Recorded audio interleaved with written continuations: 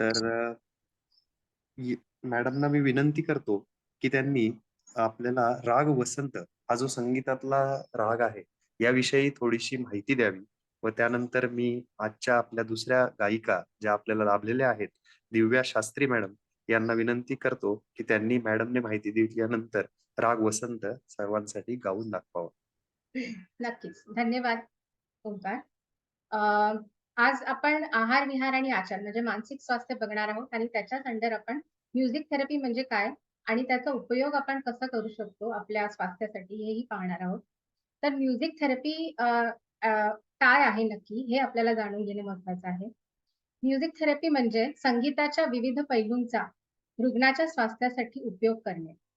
Music therapy is an expressive arts therapy that uses music related activities to improve and enhance not only physical but psychological, that is mental and social well-being.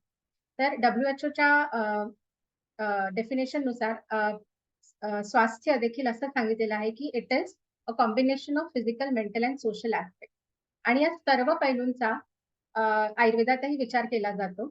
जसं शारीरिक स्वास्थ्य नाही केवळ, तर मानसिक स्वास्थ्य, इंद्रियांचे स्वास्थ्य याबद्दल देखील विचार केला जातो. So it is a complete holistic way. आणि माझ्या मते म्युझिक थेरपी काय थोडक्यात सांगायचं झालं, तर it is a musical psychotherapy असं मला वाटतं. म्युझिक थेरपीचाच एक भाग म्हणजे रागचिकित्सा, ज्यामध्ये एखाद्या रागातून प्रकट होणाऱ्या भावाचा उपयोग रुग्णांमध्ये केला जातो. राग म्हणजे काय? तर एक विशिष्ट स्वरसमूह असतो, ज्याच्यातून एक विशिष्ट भाव निर्मिती होत असते. हं. आपण जो राग आता ऐकणार आहोत, राग वसंत, जो या ऋतूमध्ये मोस्टली गायला जातो. राग वसंत ऐकल्यावर आपल्या मनावर वसंत ऋतूतील माहोल, वसंत ऋतूतील वातावरण संपूर्णपणे ताबा घेते. As the spring season cleanses the older leaves on trees and creates a fresh start, this raga encourages the mind to let go of old stale thoughts and start afresh, start new.